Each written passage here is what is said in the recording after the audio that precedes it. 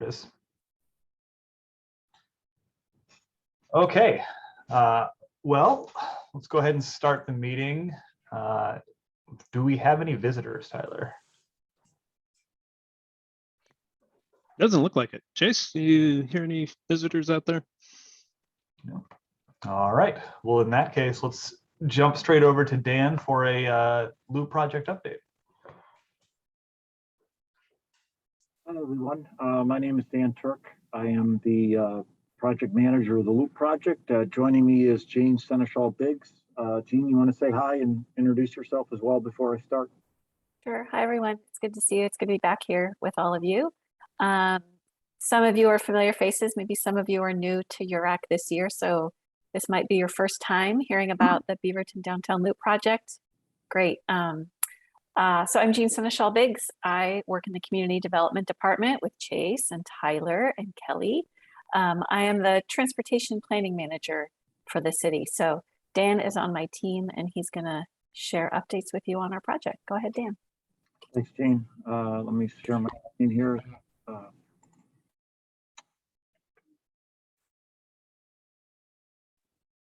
Can you guys see my screen?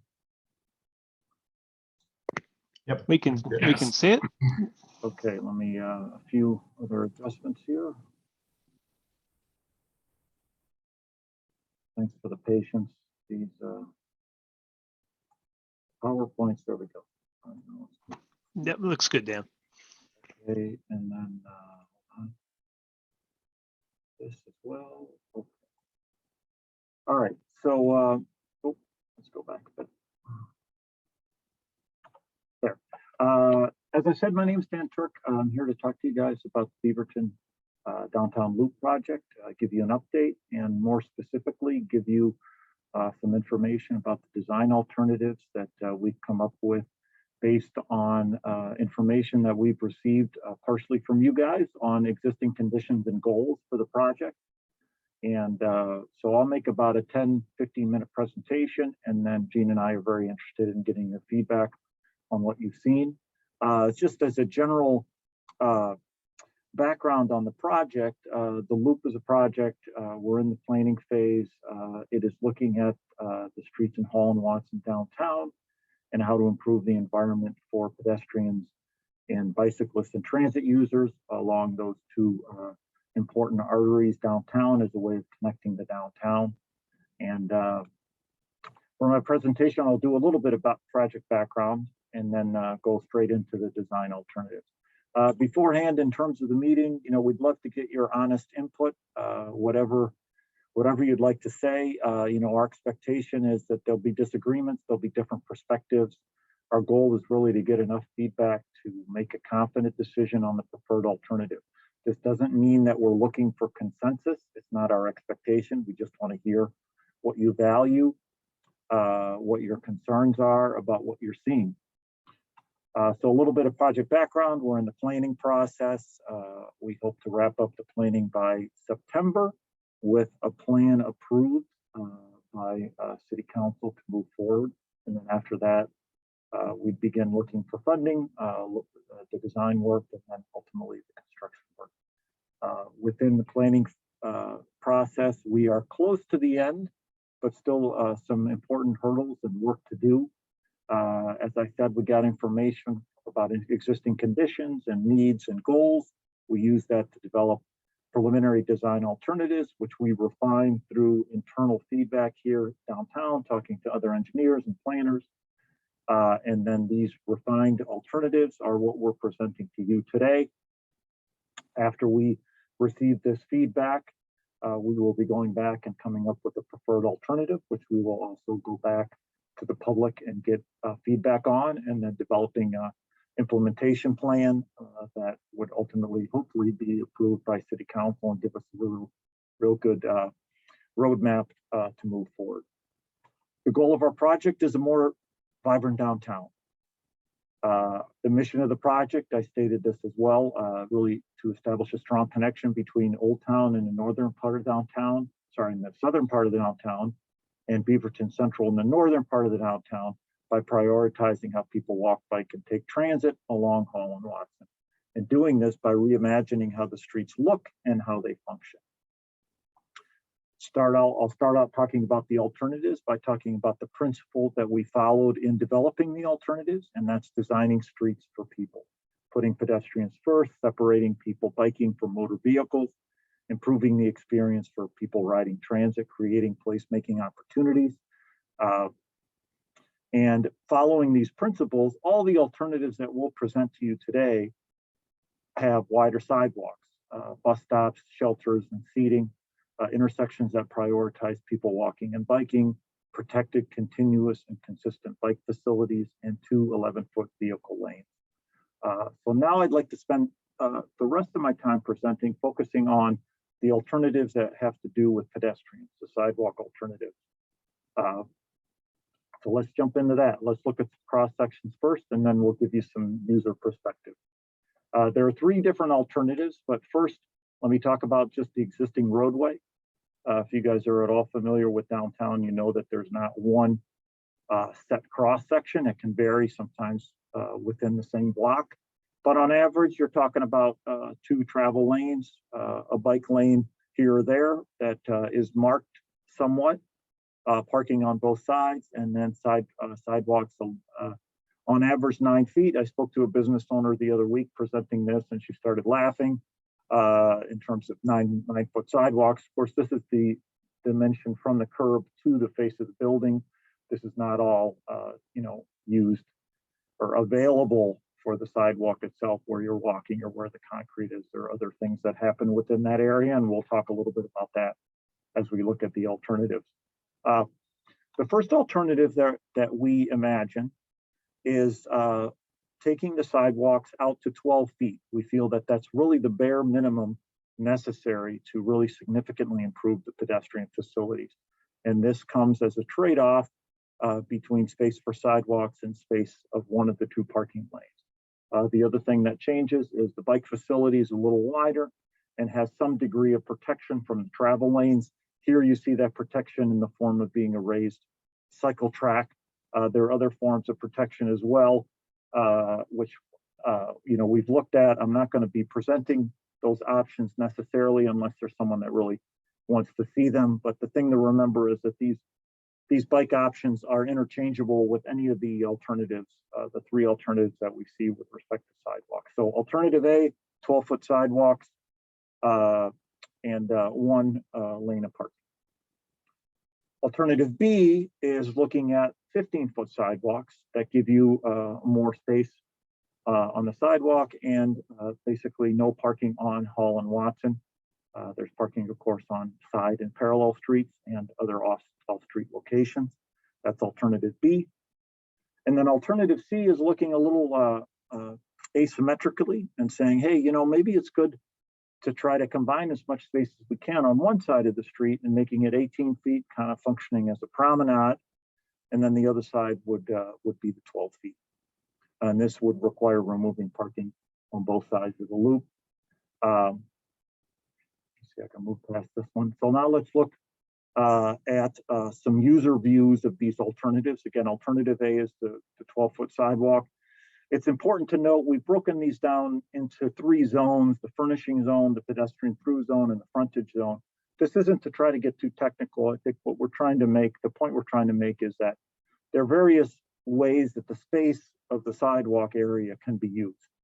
For example, in the frontage zone, that's commonly used for where the trees are planted, the planters, sometimes bike parking is there, sometimes other uses.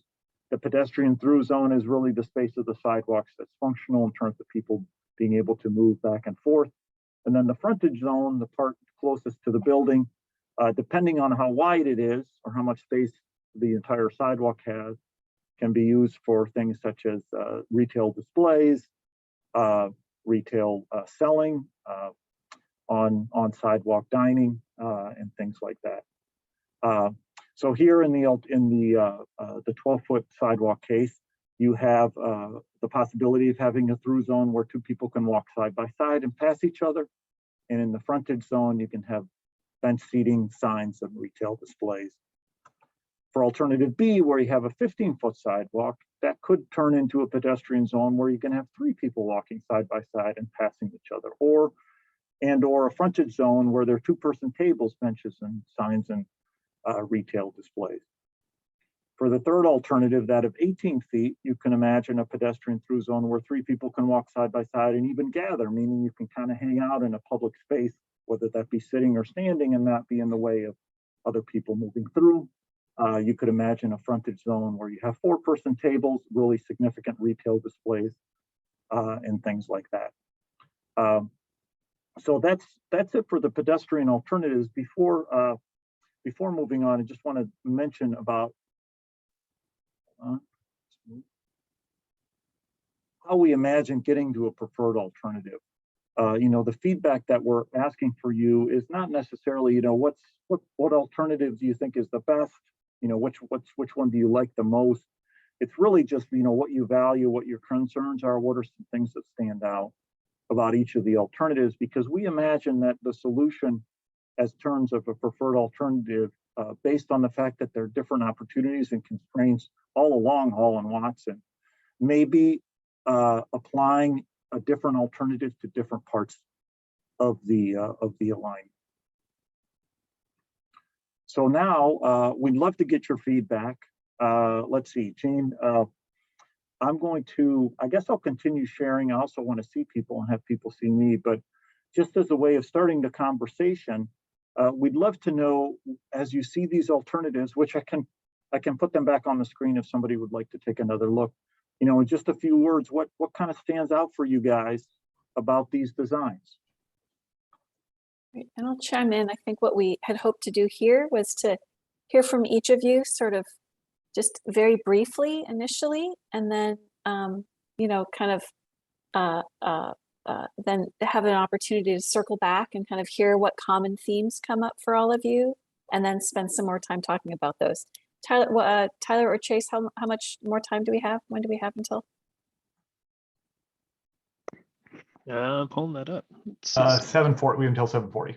Yeah. Okay, so we have about 20 minutes. Okay, so let's just go around the table. I'm not going to call on anyone. Let's see if someone's ready to go. Just like your quick hit. Let's go with Andy.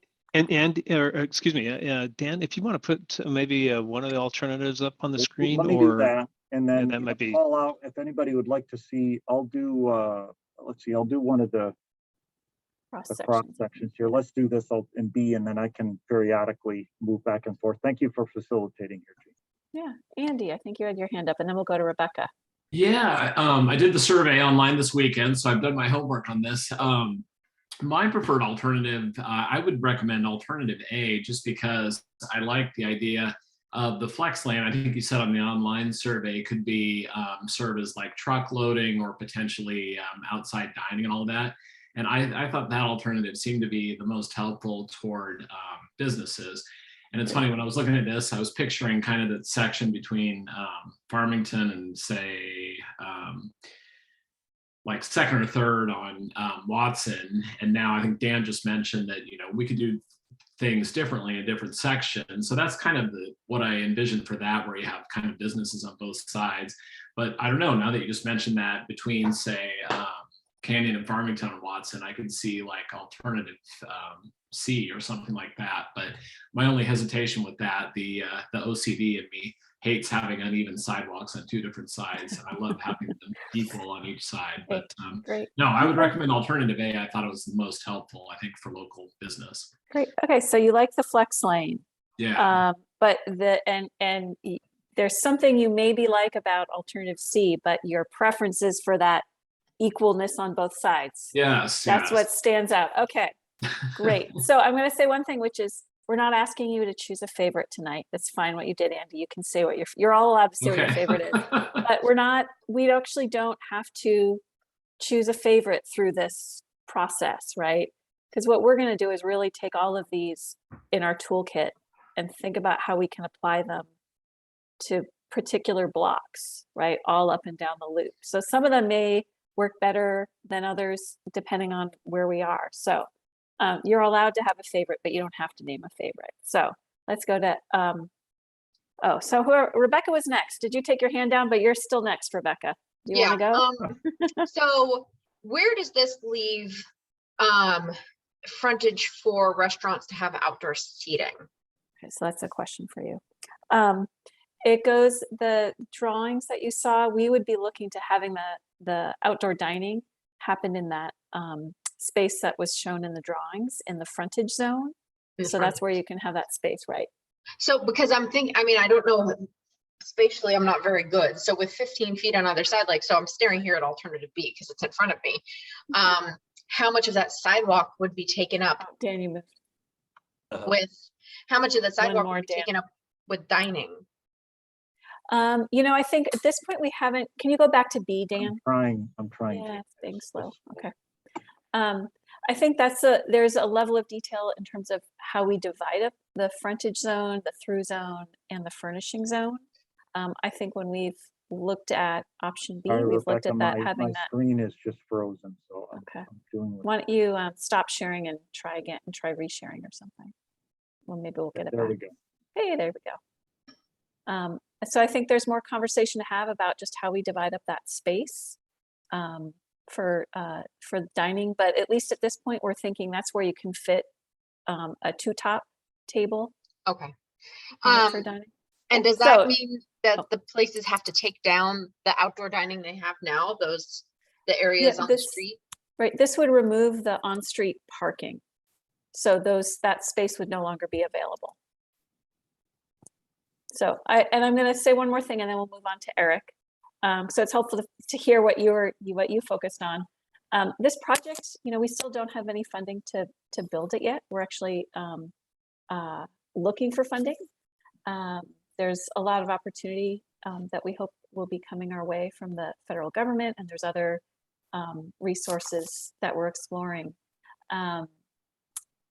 But at this point, this is years out from construction. So this project isn't a reason to not move ahead with Open Air Beaverton and what the businesses are doing today. I think there's still great opportunity there.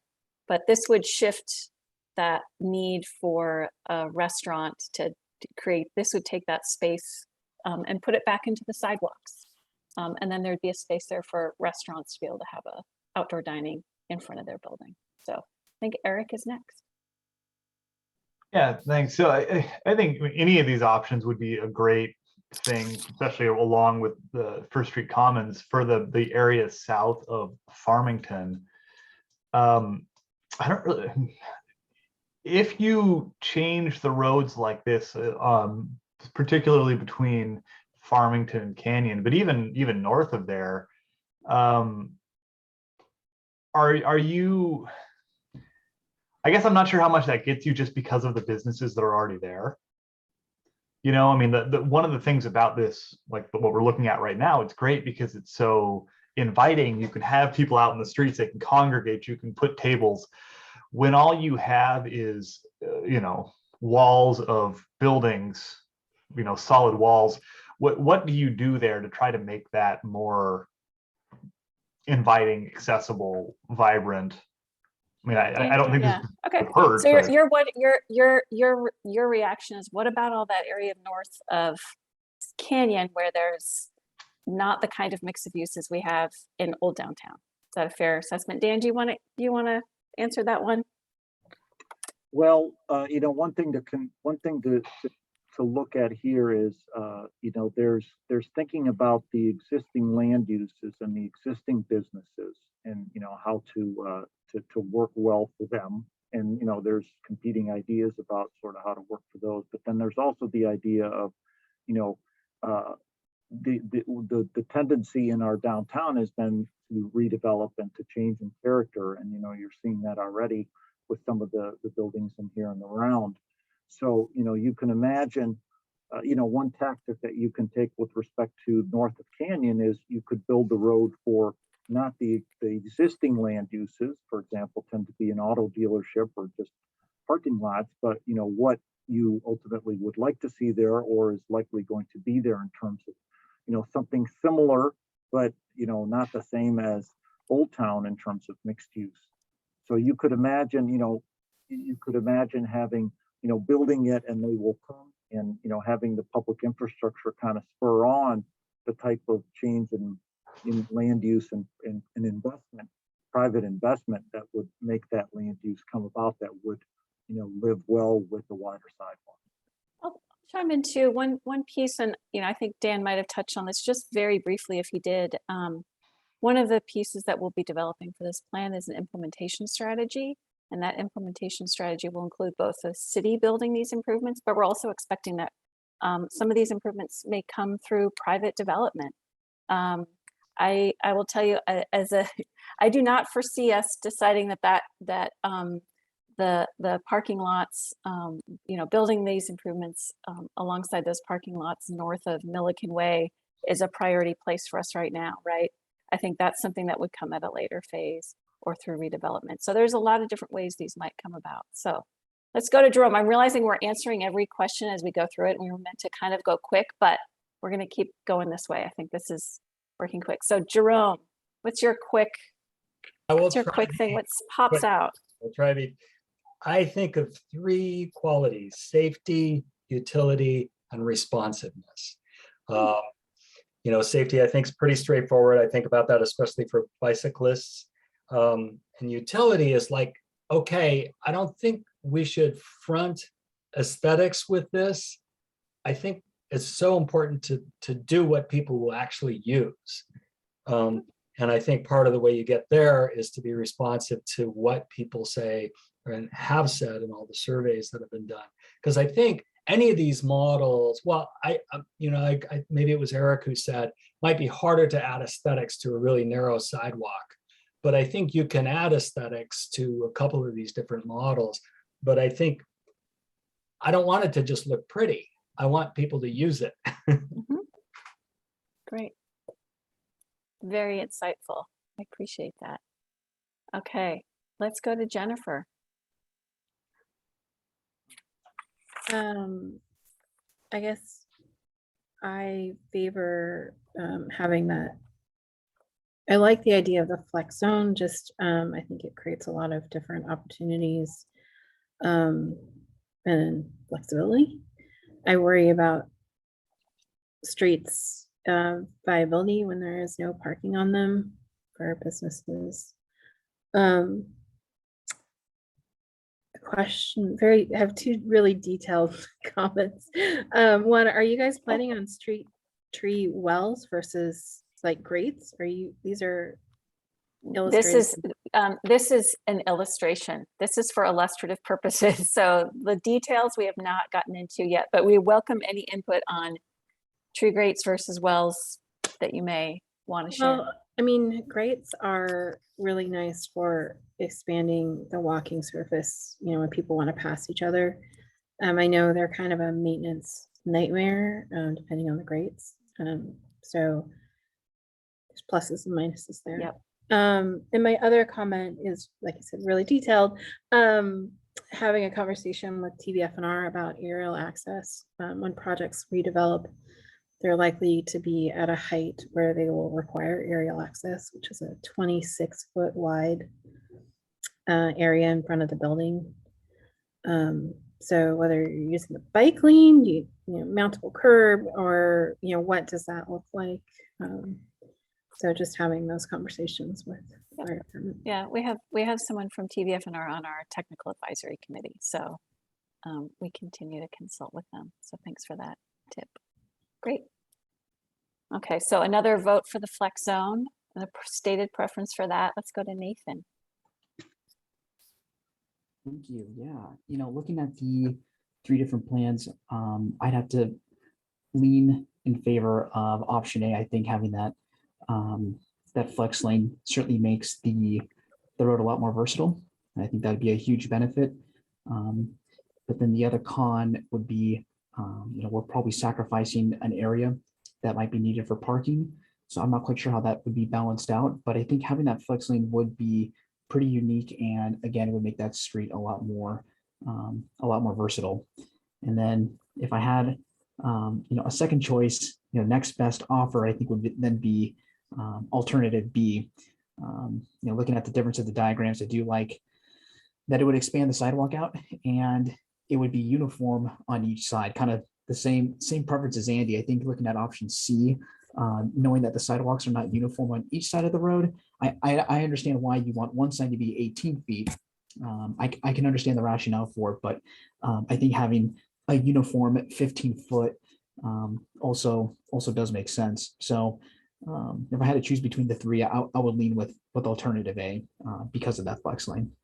Okay, great. So another vote for the flex lane with another qualifying vote on the even side, even on both sides sidewalks. Great. Okay, thanks. Hi, Josh. Hey, how you Long doing, time Jen? no see. It has Yeah, been. it's good. Great presentation, by the way. I have to agree with a few of my colleagues that I think all three are appropriate. It really just depends on where you're at in the city. For example, I remember when Broadway first expanded like 5 or 6 years ago, like it made a big difference, but I honestly felt from that point on, like it really could have been expanded even a little bit more. And I went to go check out Loyal Legion the other day. Great job, by the way. To the whole city staff on that grand opening. And I think Watson, that part of Watson is like alternative A. There was enough room to walk, but there were so many people there on Friday night. It was incredible to see it actually. But there were points where we couldn't all fit. So we had to stop, let people pass. And I think alternative C, for example, would be great, like on Restaurant Row. But then other parts of the city, it really wouldn't be, appropriate. I think alternative A would be better. So I think all three just depends on what your goals are. Like right there, right by City Hall, where we have all the new development, I think alternative C would be great there. Certain parts of Old Town, and then alternative A or B would be better in other parts. It just depends on where you want folks to be walking. It's interesting what you say about Broadway and looking at that history. What you said, and correct me if I'm wrong, is that after that was done, it looked good, but then you couldn't help but think, oh, well, we could have done more, could have had wider sidewalks. Yeah, like a couple of extra feet. It was wide enough where you could have people pass each other on Broadway, but you really couldn't put a table out there. And then with COVID, I think, unfortunately, remaining with us for going forward, I think it helps restaurants have having that extra space to be able to have outdoor seating without jeopardizing folks walking by. Yeah, what you're talking about is the difference between this and, oh, sorry, my computer, basically the next one. Oh, sorry. Between that, yeah, between A and C there. Okay, thanks. Let's go to Devon. Yeah, I kind of agree with Josh with the last speaker, Josh, and in some ways, I'm really though, I'll be honest, I lean heavily towards C as much as possible because I was thinking back to the first slide. What was our purpose? And the purpose was to make this a more people-oriented. I'm not worried about parking per se. I think if the purpose is to get this into a place where we can kind of wander around, maybe rethink how we, rather than the old idea of parking so much, let's rethink what we're really about. It's about the people, right? And I think we have places for parking, but not here, not the traditional ones. I was thinking of Europe. In Europe, where the really cool places are, not necessarily have the parking, but it's certainly got some space for people, people to mingle and see things. The aesthetic, I don't know, my eye is just drawn to see as I look at it. And I like the asymmetry of it. I actually like the asymmetry. I wouldn't want it really to be symmetrical. I'm sorry. It feels like it's artistically got some possibilities when it's asymmetrical. So that kind of puts me on the not necessarily utilitarian point, but you're not really talking utilitarian though. You started off with how can people be more welcomed into this. So let's see, what else did I write down here? It's a vibrant, it just appeals to me. It's vibrant.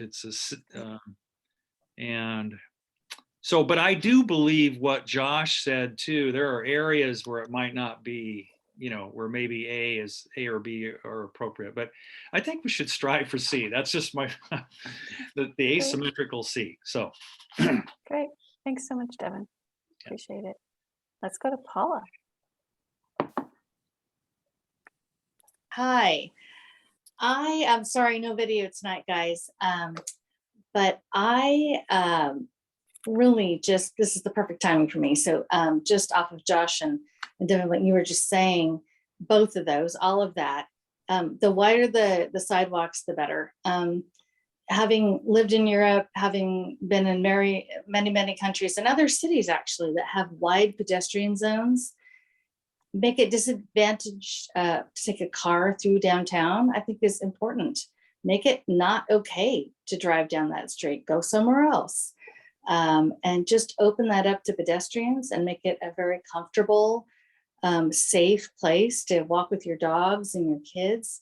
I think that's a huge thing. So I'm less focused on symmetrical or asymmetrical design, as more focused on, can we create a zone where pedestrians, families, dogs, people with strollers, groceries, etc., can just get through and or have dinner on that sidewalk there. And then to Josh's point, we have no idea what's happening around COVID. This could be our long-term reality. And if that's going to be our long-term reality, outdoor spaces to dine and socialize is going to be important for a considerable amount of the population. So trying to put I know it's a crystal ball moment, but trying to think about that as we're designing these things, I think will serve us well. Great, thank you, Paula. So I'll call it a vote for pedestrians. Thank you for saying that.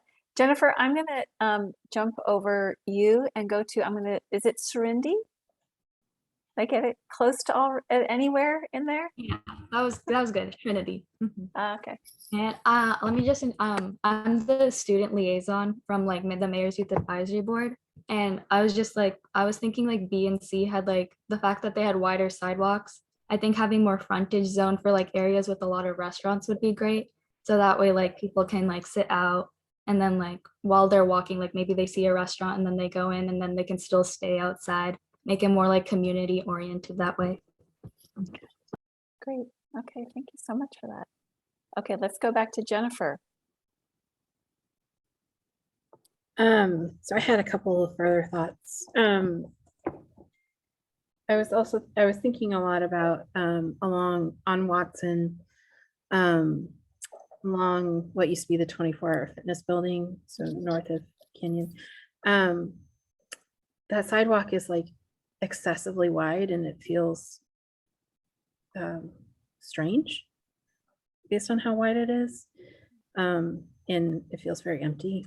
And the other thing about it is walking along that street with the traffic and there's no buffer for the pedestrian besides the occasional tree well. It doesn't always feel that comfortable walking along those types of street edges when you have traffic right against the sidewalk. So, and maybe because cars are going a bit faster in that area, but that's my pedestrian experience in my neighborhood. And then I was wondering if having additional right-of-way width through dedications with redevelopment is something being considered as a way to get additional right-of-way with meeting some of the other options or some of the other pieces of these options. Okay, so I'm going to say one comment on that 24-hour fitness sidewalk because it comes up frequently. Comes up with some frequency in these conversations that we've been having, and I'll just say it's part of, I would say a strong part of the reason it feels that way is because the building has turned its back on that sidewalk. It's nothing in that building is oriented towards that side of the street. So I think that's a big part of that experience. And I know that the downtown design project and the development code really did think about the frontages and uses and how things are oriented towards the loop. So that's something to explore more. I'm going to let Dan answer your question about right-of-way. Yeah, I'm going to let him explain. So I'm not sure. I'm not sure I'm the best. Oh, person okay. if it's Okay, talking then, about- okay. Talking about the potential of having a wider right of way if you had redevelopment in the sense that the building would be further back off of the curb. Was that the observation? I think she's asking, is there a way to get some of the wider sidewalk treatments through redevelopment rather than taking space out of the existing right of way that we already have? What right, which means that the building face would be further back. Yeah. than- Potentially, Yeah. if that's yeah, if that's how they were Yeah, voting 'cause it. I mean, that's really common in City of Portland that you end up with a 2 Yeah. to 3 foot right of way dedication. Yeah, I think for here, you know, if you remember the existing cross section that we have, for the most part, is 60 feet up and down the loop. There's a little bit of variation, and that would be a way to get that extra sidewalk space. You know, I'm trying to figure out sort of a scenario where we would want that. I mean, there is a bit of when you look at the cross sections, the way that we're looking at it's really about what do we do with that existing parking lane that we have today, which actually isn't everywhere along the loop. We don't have on-street parking everywhere on the loop. So that could be a way. There's a few places where we've already flagged. There's some narrower sections of the roadway where we would already need to have some sort of, I'm going to call them kind of slivers of right of way to actually achieve what we'd want here with the 60 feet. I'd say the disadvantage is then you're just widening the road further for people to cross, right? You're making it crossing Watson or Hall that much wider, and you know, so that's just sort of the trade-off to think about. Well, I mean, I think the thought was, you know, you could get an 18-foot sidewalk on each side if you did a 3-foot dedication. If that's, you know, if that really wide sidewalk is what people are desiring. Right. Then there's Through the issue through of- redevelopment. I mean, the issue as well is that, you know, there's different properties that are going to be redeveloped, and you know, you maybe you can achieve it in some places and not in others, depending on, you know, the timing of the development. So, but yeah, I agree with Gene that the biggest thing is,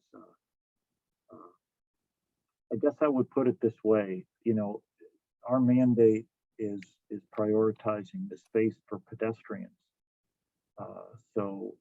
You know, what you're talking about is sort of saying, okay, well, the only way that we can get more space for pedestrians is by expanding the right of way. Meaning, you're inherent in that you're giving the priority to the vehicle. You're saying the vehicle that can't be touched. Oh, that's not actually what I was saying. No, I just mean, what I'm saying is you could go with scenario C, but get 18 feet on both sides. Oh, I see. Okay. Yeah, I would say I'd say there's some places where we wouldn't be able to get it though, right? We're not about to tear down the buildings, right? On the west side between Farmington and First, right? So, you know, there's limits to it. There's definitely opportunities, but some limits. I saw that Tyler gave us a time check. So Devon, I'm gonna look to Tyler or whoever your chair Yeah, is. one last thought, to Devon. get us to move on. Yeah.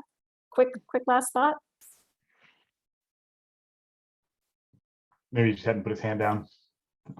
Okay. Yeah, sorry, I hadn't put my hand down, but yeah, my priority is basically you know, pedestrian.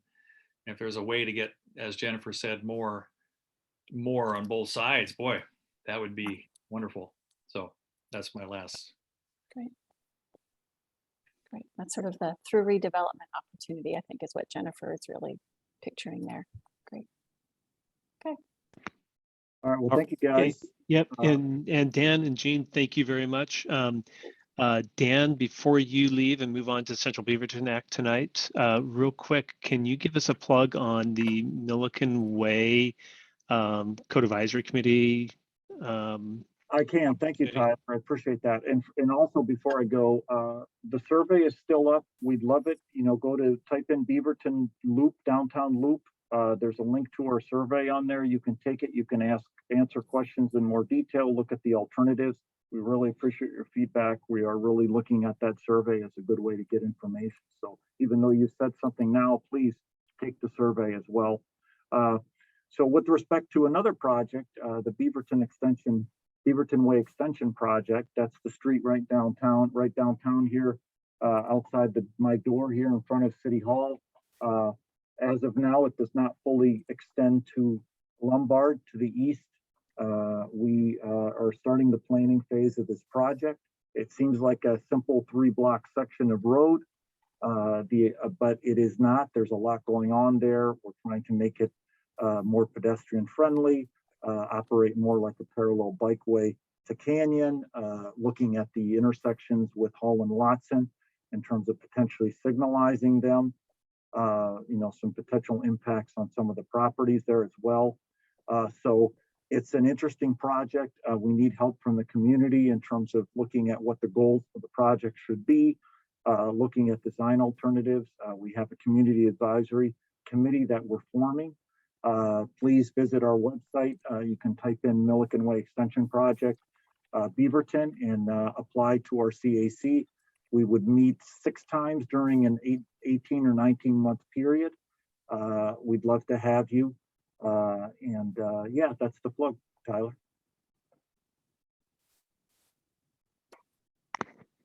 Dan, thank you. Gene, thank you very for much. Gene. Eric, back to you. Thanks so much. Yeah, thanks, Gene and Dan. Appreciate it. Yep, thanks, sir. All right. Next, we will kick it over to Rachel for an update on the downtown equity strategy. It's okay if I jump in for a second. I want to highlight a question Jerome asked. Jerome asked in the chat, welcoming and people-oriented begs the question, for whom in this diverse city? Rachel, maybe that's a good segue. Chase, you beat me to it. I saw that too. I was going to open with that. I really appreciated that. I think that's something that we've been saying a lot around the downtown equity strategy project of this initial city goal of, hey, we want a vibrant downtown. And now we're really starting to ask the question, for whom? And so really, how do we shift our work as a city and as an urban redevelopment agency to meet that need? And so, hi, I'm Rachel Thieme. I'm the development project manager on the economic development team at the city. And I'm here to give you all an update on where we're at with the downtown equity strategy. And I have a couple of questions for you as we are looking to really developing this work, which is really happening. It's very exciting. I know I've been here a few times to share that we were going out, we had an RFP, we were going to find a consultant group to work with us. And we have been working really well together and have some things to share with you tonight. So I'm going to go ahead and share screen. And then we'll go ahead and do this. I think my presentation is about 12 to 15. I'll try to get this going, and then we can have plenty of time for discussion. All right, here. So, okay, I'm Rachel. It's March 7th. Here we go.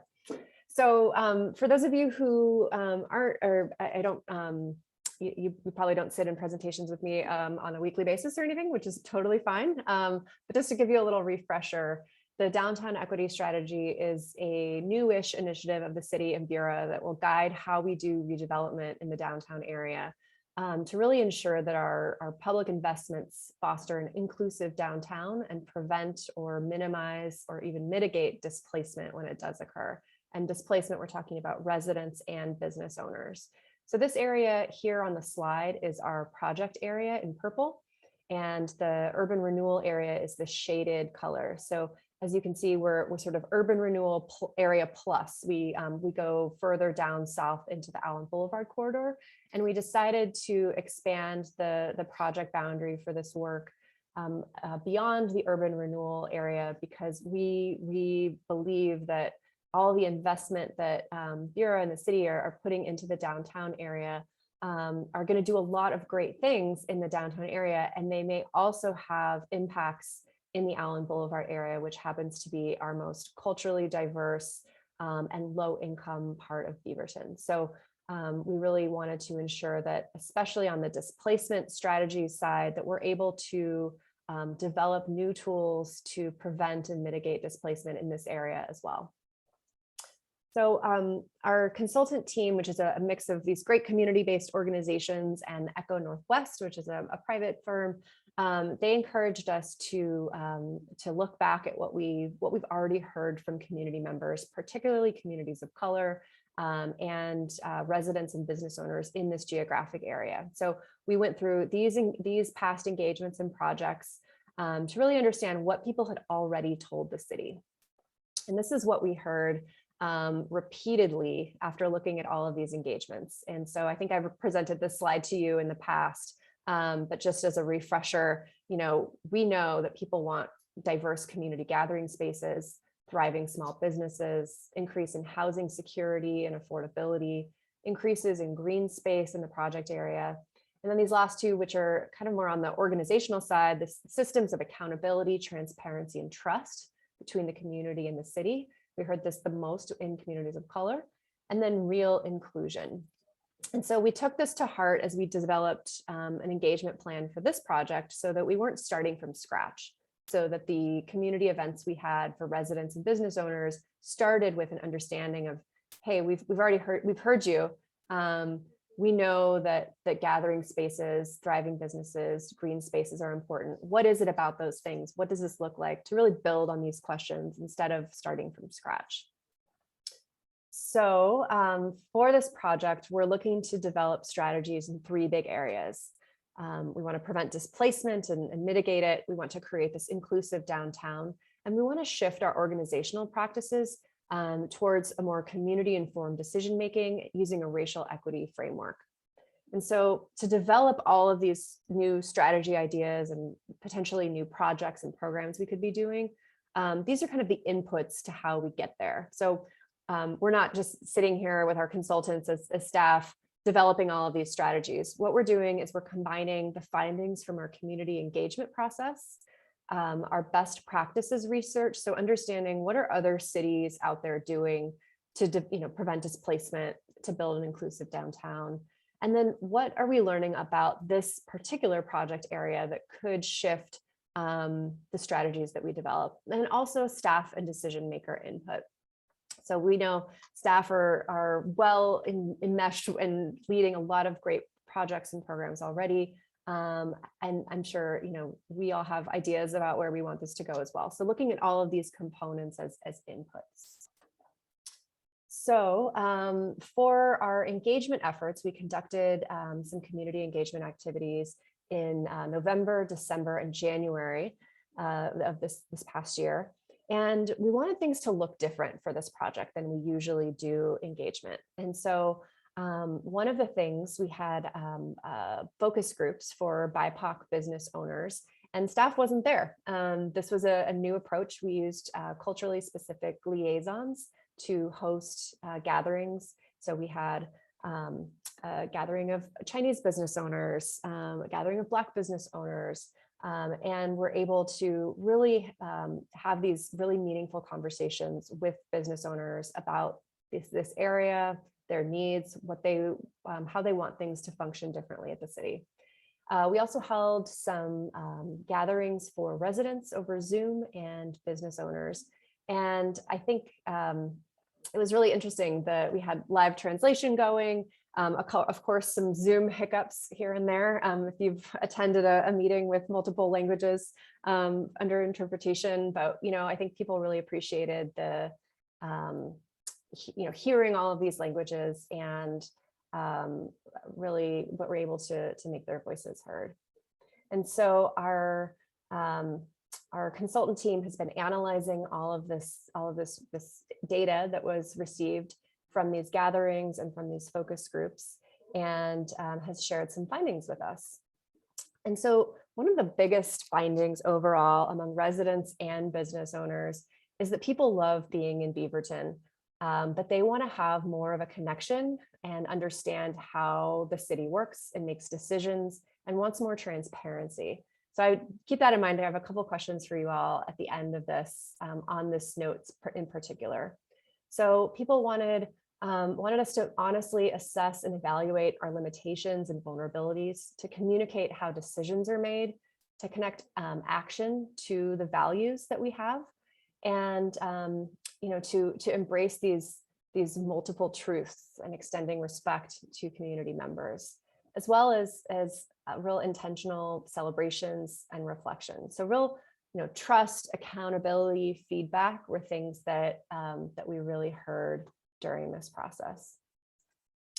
For residents, we had one event that was focused on belonging and inclusion, and one that was focused on anti-displacement. And so during the belonging workshop, what really stood out is wanting intentional community building in public spaces, like access to more recreational and leisure activities, more culturally specific events.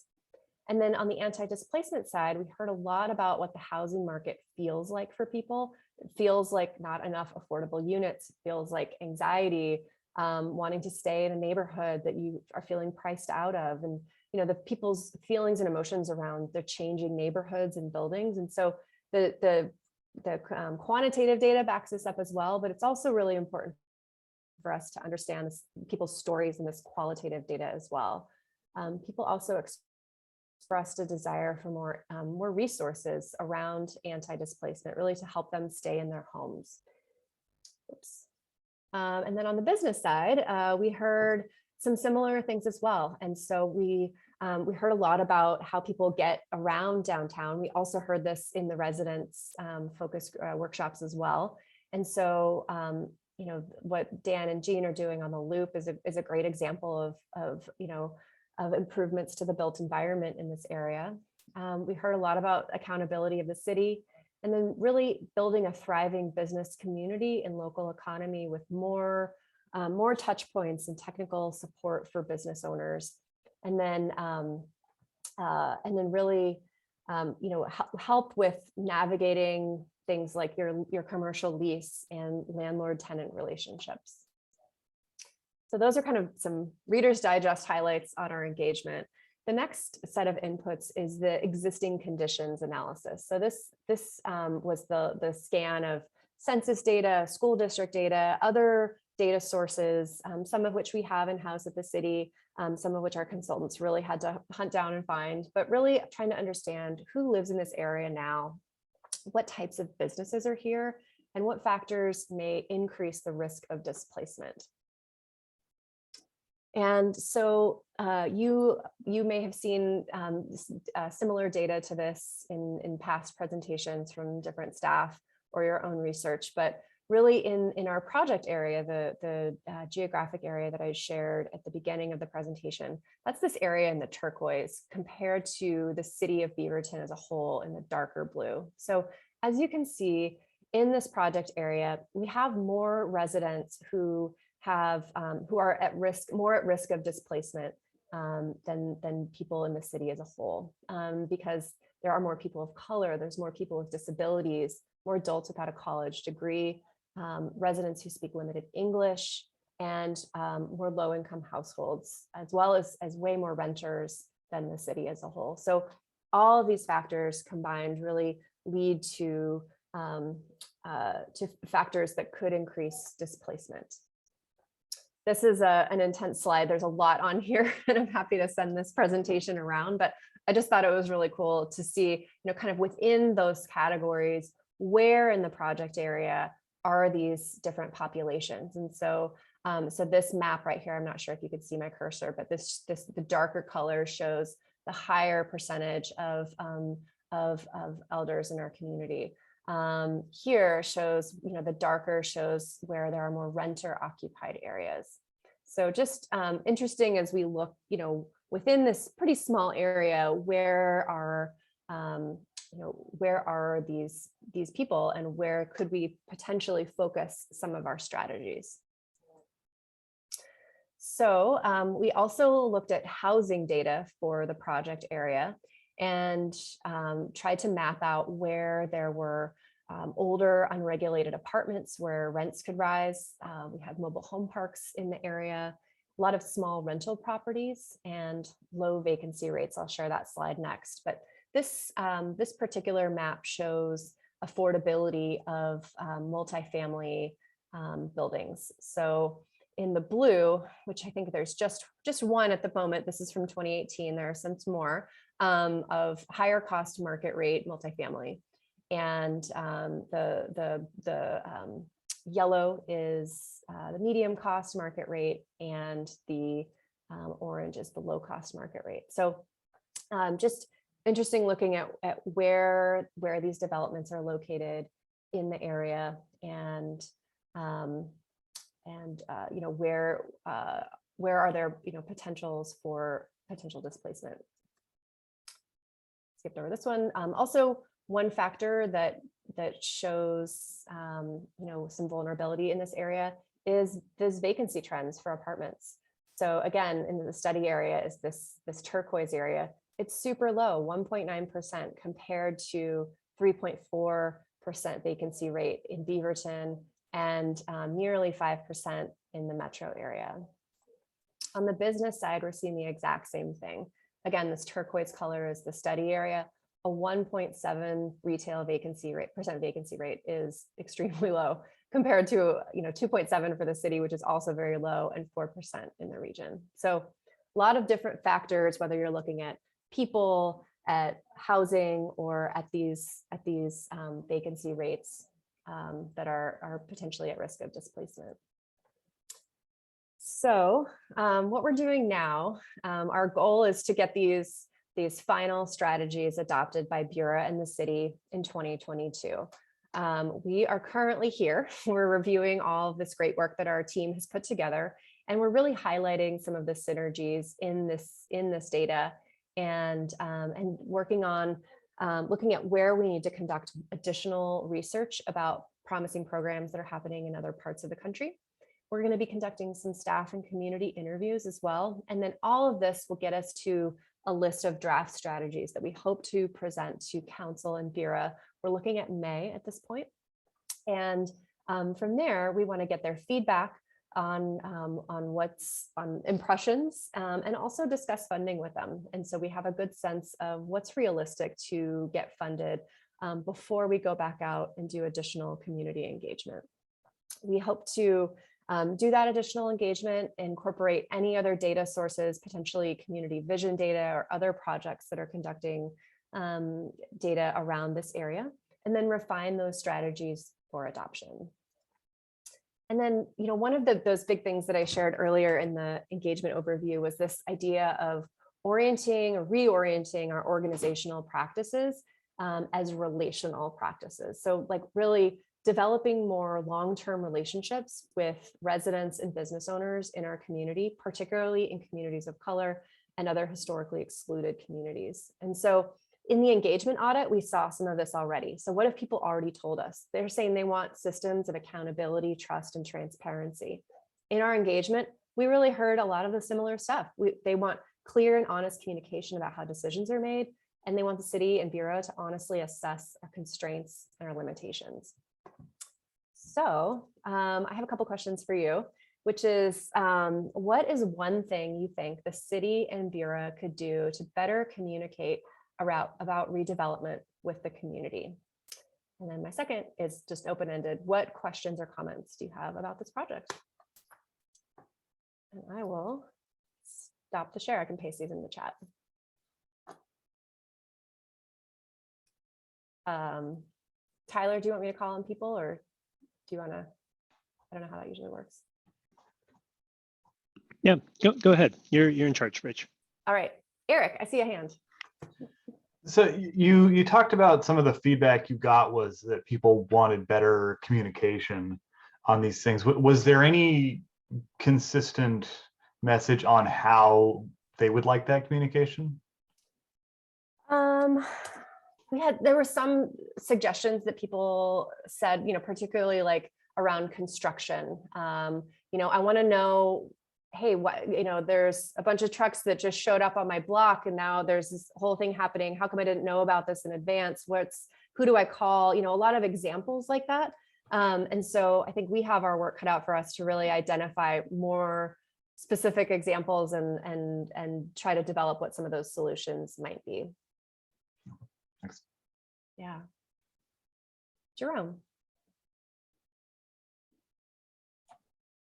So I noticed there was something in there where people in some of the surveys were asking for businesses beyond restaurants. We've spent a lot of time talking about restaurants. I'd be really curious what kind of feedback you got about other businesses that people would really like to see.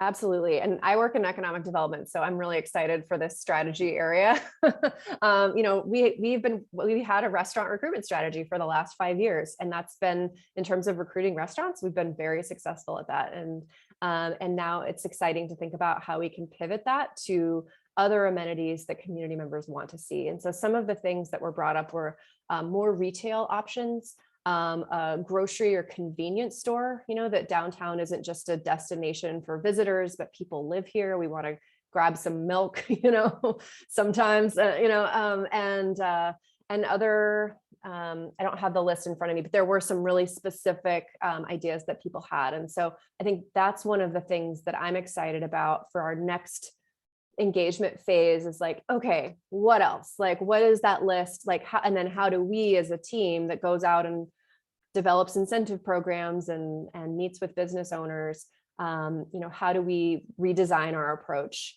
And, you know, what does recruiting a convenience store look like? I don't know, I've never done it, but you know, we can probably learn how that works, you know, if that's what the community members are saying. So good question. Oswaldo. Hello. Thank you, Rachel. That Yeah. was a really good presentation. And just like to add on to Erik's question about in the communications piece, if there was also a need for that communication to be in different languages. And just kind of another part of the question is, I know that URA and the city for many years have been trying to find a really good way to do this. And I think there are ways to do it nowadays with so many platforms available, but it's just about how we do or how to go about it. And I have some ideas. Great. Yes, so to answer your question, yes, we did hear about wanting more communication in multiple languages, absolutely. And so yes, that is something that you know, I think that we are moving towards, but that we can be certainly more intentional about doing, both on the written side as well as in meetings, and how we provide really essentially more inclusion and opportunity to participate. I've certainly learned a lot in this engagement process about doing interpretation on Zoom, which is not anything that I had participated in before. We certainly had our technical difficulties, but it was a great learning experience. And I think people were really, really grateful for that. So thank you. I just do want to call out the question that I pasted in the chat, if you can see that, which is, what is one thing the city and Vera could do better to communicate about redevelopment with the community?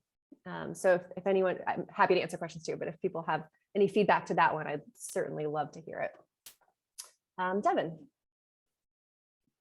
Hi, yeah, I just wanted to say an amazing presentation. Thank you for hearing that. My background, I worked in Portland Public Schools in the Jefferson High School neighborhood, doing something called Take the Time grants at the time. And the whole idea was, how do we actually hear the real community? And it really struck home when you said organizational structure. We really need to look at that, and it needs to be relational. So incredible. And that's just backward to what we've been doing in many, many ways. And it's very different for all of us to think of it that way. And it's going to take, and again, it's going to take more meetings, more time to gather. One thing I would say is food.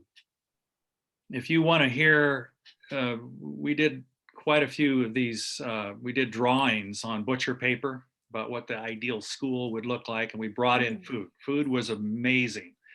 Childcare, and one thing though, I'll just answer the question in the chat. Okay, sorry, I'm giving you this general. It's okay, I love it. Right? But one thing I thought of is, the Saturday market.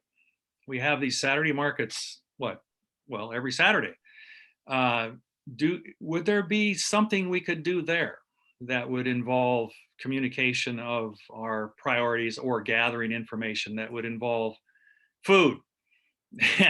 You know, and because we have this big venue right down there by the library, and then we do some celebrations in the park there by the library.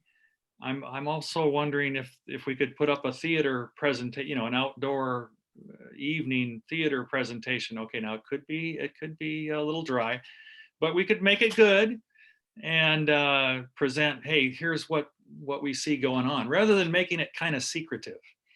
You know, we go through these committees and all of these things, and honestly, we need to do more to just open this up to be a little more transparent. We can be a lot more transparent, really, and that these are some things I learned. Now, really, I just had gotten a doctorate, and I was speaking to a group up in North Portland, and it was been about 2 or 3 minutes, and I realized that they didn't care what I had to say, you know, until they knew that I, you know, cared about them, and involved in a huge amount of trust. And our trust needs to be, that's the number one thing. So more stuff, food, the Saturday markets, that means every Saturday, right? And that's going to take more work, where you're collecting information, you're doing some cool little raffles, who knows, some things to gather people and to get people in there, and for kids too. And I realize that's going to change the dynamic of a lot of things. But if we want to get the real opinions, we've got to hit, you know, we've got to be able to impact people where, you know, where they are. So anyway, that's my 2 cents plus more. So I really appreciate that. Thank you, Devon. Great ideas. Nathan. Thank you. Yeah, great presentation. Thanks for putting all that together and showing us what we have. I think my immediate response to your question is, and I can't help but wonder if we already may have touched on it inherently with Erik's question and the answer to his question. You know, one thing that stood out in the presentation was, you know, folks are saying that there might be concerns about transparency, communication, maybe even honesty.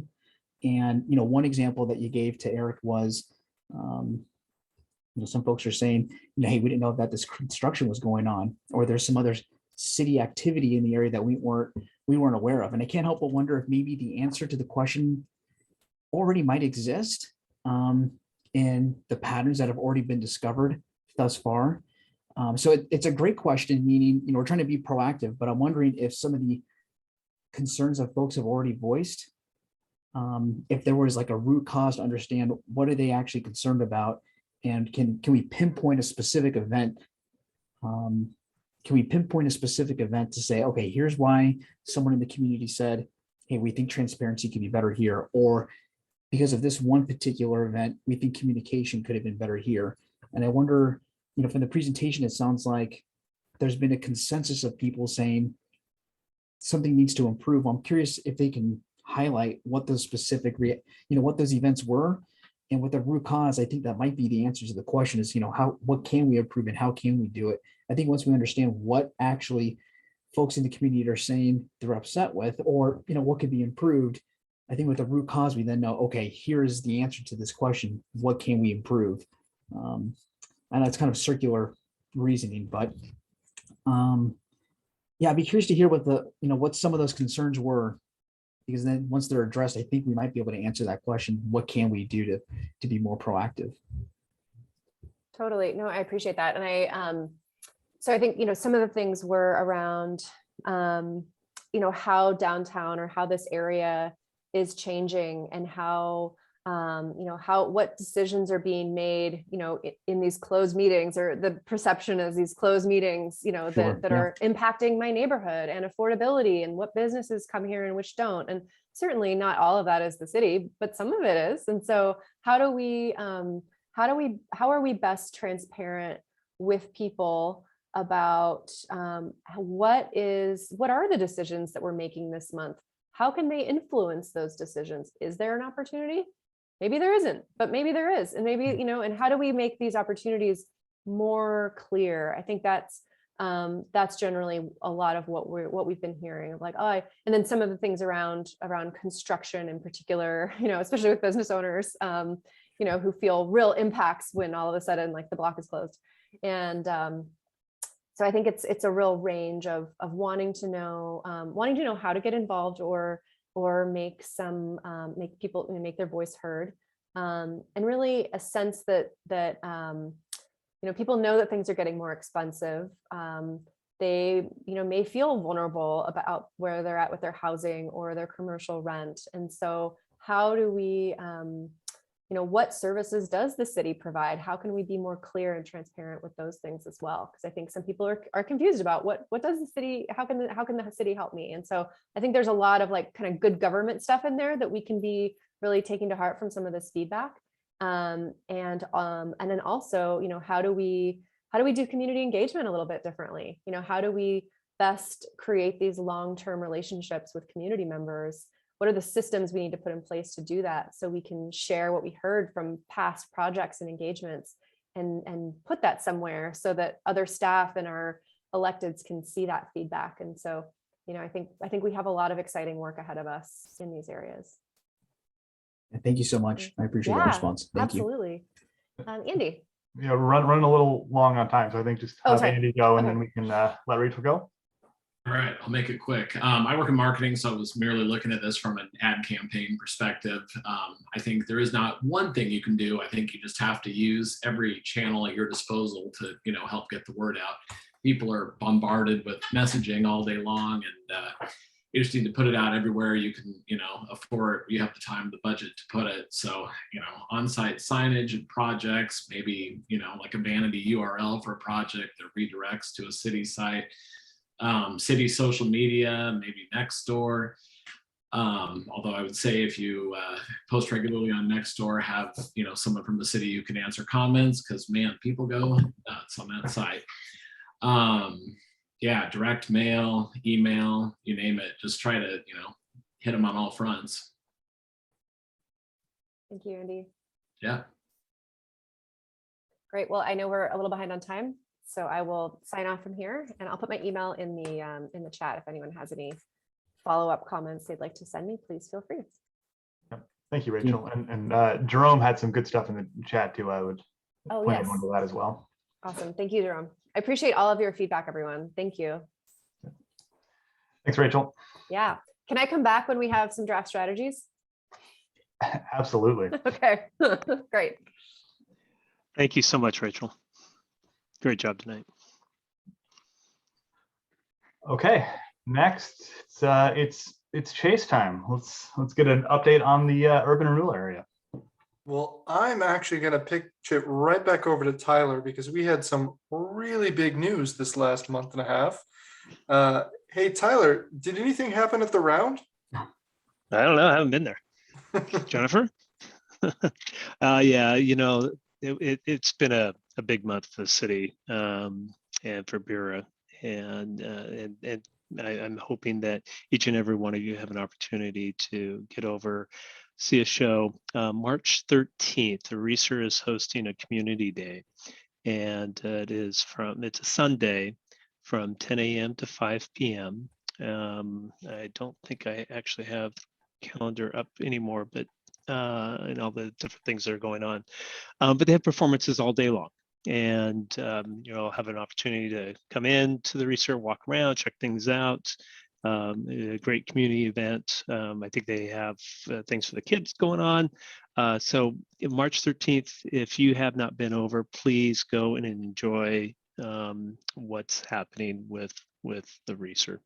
The garage is open. It opened almost a month ago now, and we still have some things that we're trying to fix as technology is a part of the garage, and we recognize early on that we weren't going to get it 100% right when on opening day.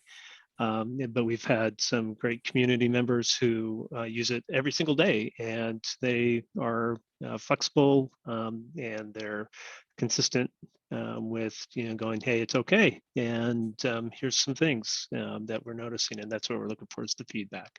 I think from a day-to-day, somebody who might just pop in and use the garage, it's been working very, very well. And it's more of those monthly parkers that we're starting to try to really iron out some of the technology, but it's exciting. The garage retail space, we are getting ready to market that space. And if you haven't seen any of the Bureau updates at Bureau, I believe March 29th is probably one to tune into or go back and listen to, as we have some exciting things that are heading our way, including getting a contractor to start demising that space out.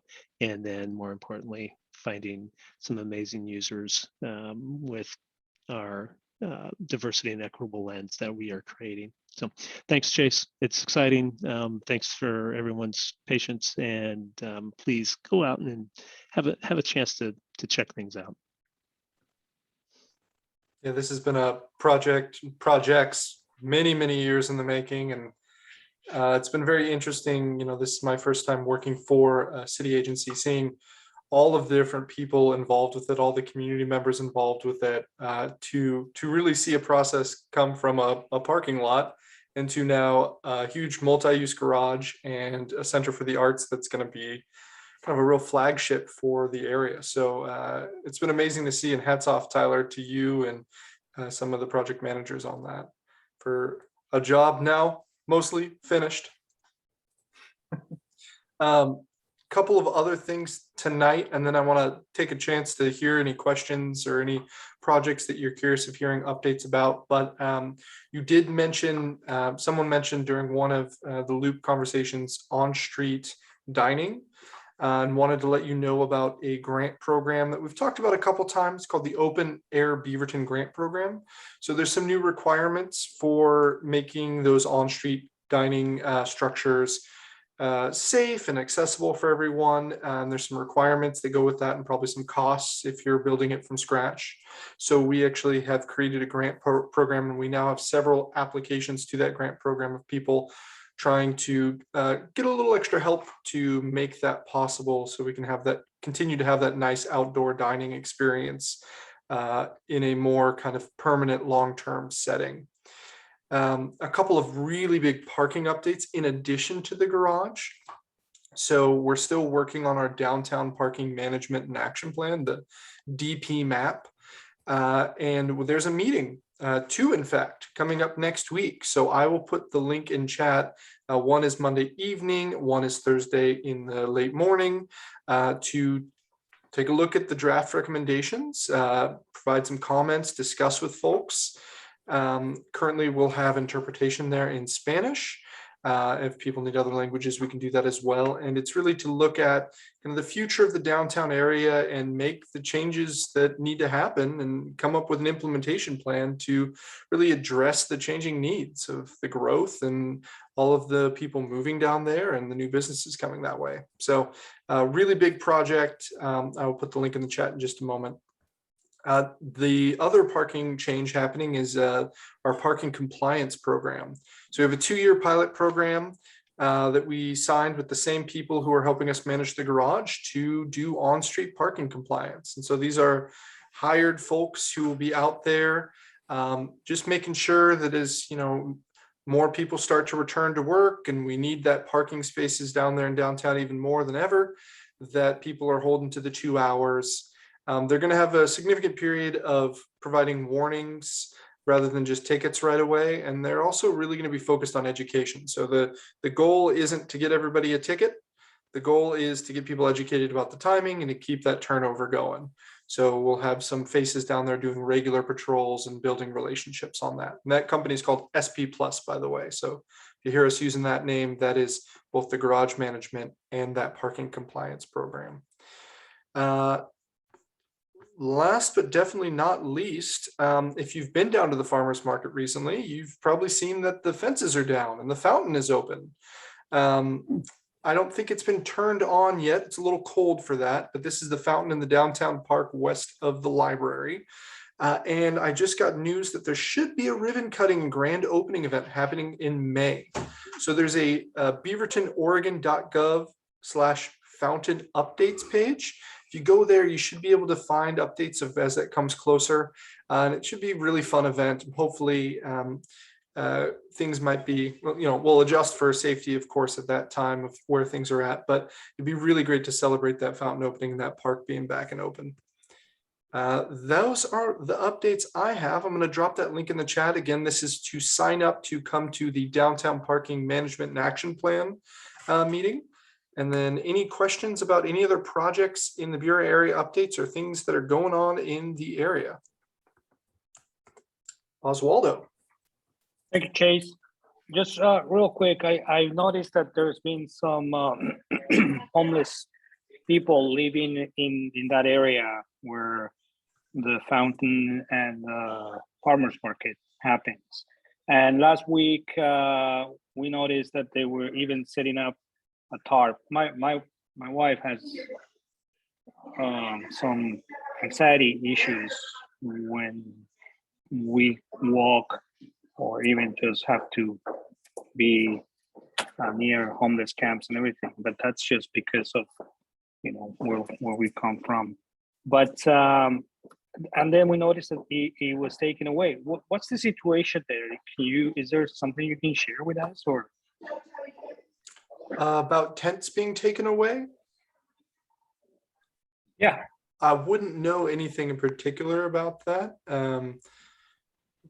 If anything, it would be a police enforcement issue if there was a police situation.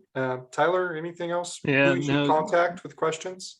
Yeah, no, it's a good question, Oswaldo, and I think we are starting to experience a little more houselessness within the downtown area as things are becoming more difficult for a lot of folks. We have a lot of actual outreach that happens. Our bicycle staff from the police department is equipped to be able to work with houseless folks that they come across and help them, guide them to services that are available.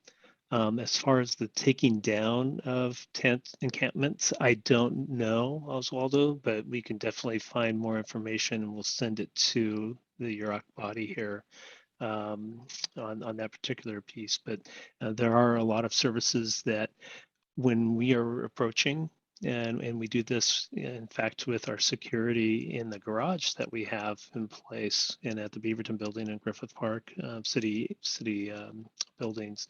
Our security, which is not the police force, what we hope for is, to monitor things, but also to do it in a friendly, kind, humanitarian way when they are speaking with folks and helping them find services that they may need. So I'd be happy to give some more information, and if it's okay, I can send that out through an email to the group. I think with that too, it might be helpful, Tyler, if we maybe have the safe parking, because people have a lot of questions about that there. The safe parking lots that the city has coordinated. Yeah, that's exactly right. So we'll probably have, the email won't be a quick thing. It's going to have a lot of information in it. Joshua? I had a quick question on another project. A while back, it might have been last summer or even a little longer, there was a presentation about Southern Beaver Dam, about the RFP that came out. Whatever happened with that? For the BC2 site or the Beaver Dam West site, or is it something else that you might be thinking of? I was just thinking of the RFP that was like about the time when you were still with the city, right? No, something different. I think you gave the award like a year and a half ago.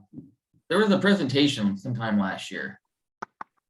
Well, we had the BC2, so I'll take a step back and make sure I'm going to possibly cover it, Josh, maybe not. So the Beaver Dam is the street that runs just to the south of the BG food cartel, between Watson, and it actually goes all the way over to Cedar Hills Boulevard and runs parallel to Canyon and Milliken. Those lots that were demoed, and Bureau has purchased a number of different lots. We are still under negotiations with UD plus P Development and they are working on an exclusive negotiation agreement, heading towards a disposition and development agreement. As soon as we have kind of more in place that we can share, because it's real estate. Once we have, you're amazing, Chase. Is that what it is, Josh? Correct. Okay. Yeah, that's what I was thinking about. Yeah, and the site has actually gotten a little bit larger as the purchase of the property that runs along Watson Avenue has occurred. And UD plus B, once we get to disposition and development agreement, Janine Lambert wants to come in and talk a little bit more about that. And we've invited Janine to come in and kind of do a redevelopment 101 with the advisory committee, which will be kind of a fun thing here in the coming months. Hopefully that answers your questions. I think that's what, Josh, that's what you were referring to. Janine came in, looks like last May, to talk about that. So. Did you purchase the cigarette shop too? Yeah, that was under the same ownership. Thank you.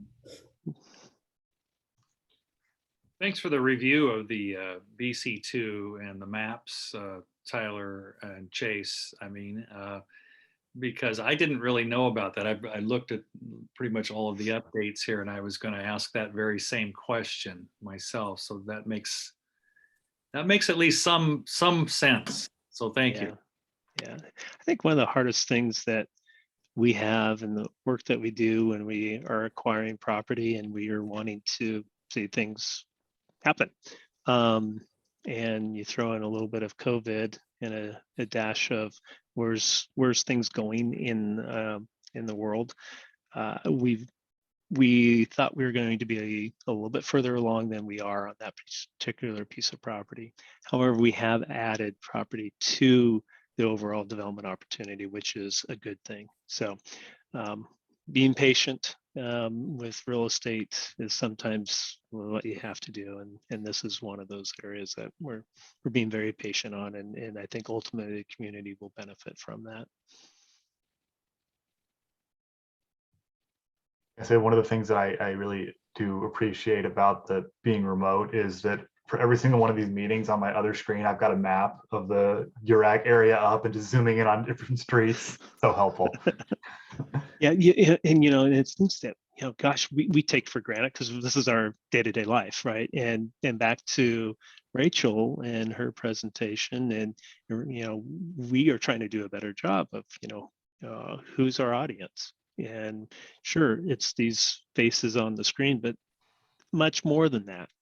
And sometimes we lose sight, and we're trying to figure out, okay, what do we need to do in order to better communicate, better to get the message out. And Chase has been talking about that for a couple of years now of, gosh, Tyler, this is all great stuff. How do you get that out to the community, and how do you get that feedback loop that we are learning that we need to do a better job of? Excellent. Well, thank you, Chase and Tyler. Our last thing on the agenda is approval of the February 2022 minutes. So do we have any changes, or barring changes, do we have a move to approve the minutes? So moved. We have a second. Second. All right. So it's Jerome and Nathan, and I think we can just take a quick hand vote. All in favor? All right. The February 2022 minutes are approved. And on that note, unless anybody has any last minute comments, I think we can adjourn tonight's meeting. We'll see you on April 4th. And I think I'm going to be talking to you from Seattle that night. So I may give you a little bit of a different background. Space Needle in the background. That's right. So I just want to say one thing, Tyler and Chase and everybody here. This was a good meeting for me. We got a lot of good information. You guys have put in a lot of work. Well, a lot of people have put in a lot of work. I just want to acknowledge